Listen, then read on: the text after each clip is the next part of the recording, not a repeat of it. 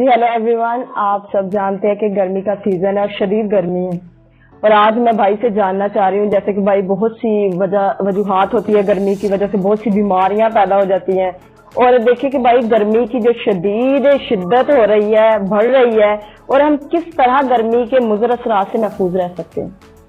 جی کہتے ہیں نا کہ جانے تے جہان. جی بالکل. اس گرمی کی شدت میں جی ہم جتنے بھی ہیں ہمیں ٹھوس اقدامات کرنے چاہیے. جی وہ کیا ہے کہ ہم جب باہر جاتے ہیں جی تو ہم جو ہے نا مصنوعی مشروبات کا استعمال کرتے جی ہیں بالکل، جو کہ نہایت ہماری صحت کے لیے نقصان دہ.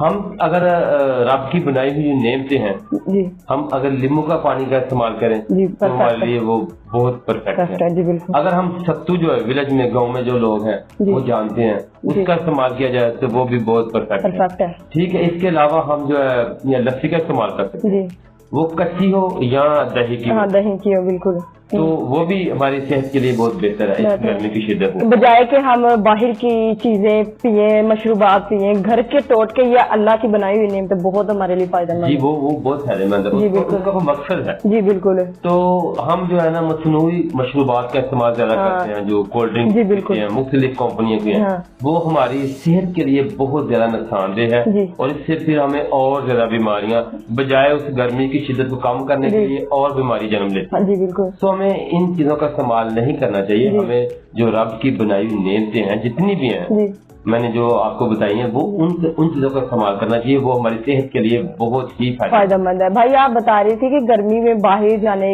سے پہلے مطلب کہ بلا وجہ باہر نہ نکلیں، آپ یہ بتا رہے تھے، ہمارے ناظرین کو بتائیے. جی بالکل. آپ نے جو کہا کہ باہر جب بھی جائیں تو کپڑے کا استعمال کریں، جی ساتھ پر کیپ وغیرہ استعمال کریں.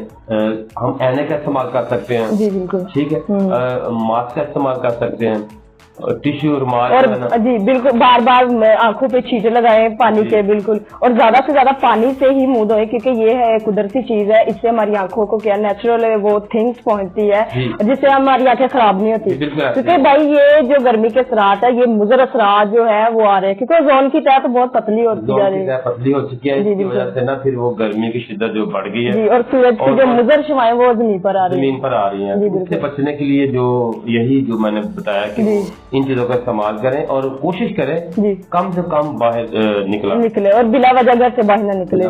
کوئی کام ہو تو پھر تو جانا ہی ہوتا ہے. جی وہ جانا ہی ہوتا ہے. اور اگر جانا بھی آتا پھر وہ منہ کو لپیٹ کر اور ان مشروبات کا استعمال کریں، اور اس سے ایسے اگر ہم بچ جائیں گے تو پھر ہماری صحت بھی اچھی ہوگی. بالکل. جیسے کہ آپ نے شروع میں بتایا جانا ہے تو جہان ہے، پھر اس سے ہم سارے محفوظ رہیں گے. اسی طرح خدا حافظ.